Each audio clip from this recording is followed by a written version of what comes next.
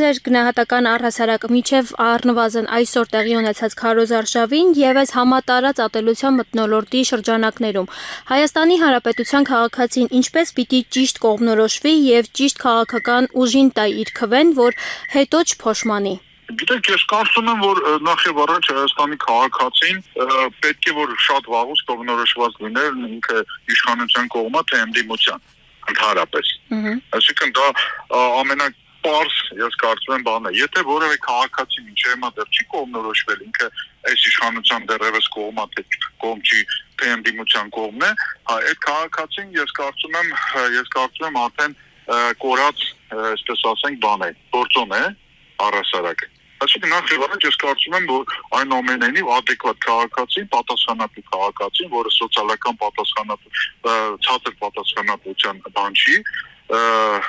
ուղեղ ունի, վաղուց պետք է կողմնորոշված լինի։ Հիմա վերջը ինքը իշխանության կողմնակից է, թե բանի։ Ես օրինակ ինձ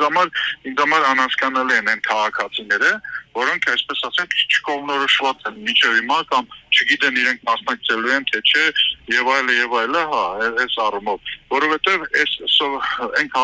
այսօր աշխարհը մի քիչ ուրիշ տրենդով է զարգանում։ Դուք մի հատ նայեք, տեսեք եվրոպական զարգացած երկրների Միացյալ Նահանգների մասնակցության տոկոսը 70-80% մարդ է մասնակցում ընտրությունների, որտեղ իրենք պատասխանատու են իրենց երկրի համար, այսինքն այդ երկրներում գլխավոր տրենդերից մեկը գոնե ընտրություններին մասնակցելն է։ Եթե ինչ-որ մեկը նորից եմ ասում, այսօր ինչ-որ մեկը ինձ ասի, որ ինքը չի կողմնորոշվում, ինքը չի մանում, ինքը բան անի, իշխանության կողմա թե բան, ուրեմն ես կասեի, որ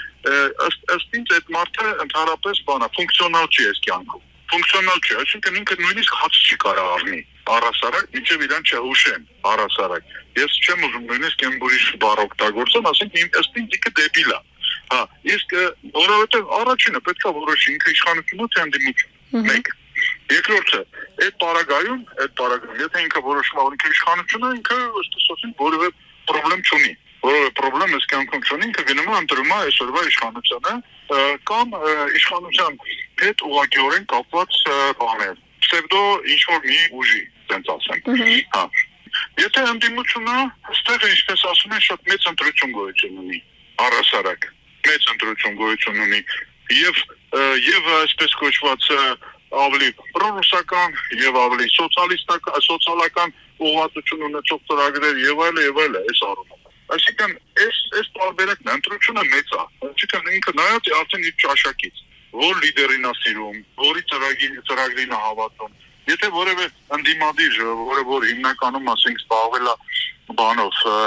օրինակ բիզնեսով եւ մեծ հաջողություններ ունեցել, ասենք թե եւ եթե քո նախապատվությունը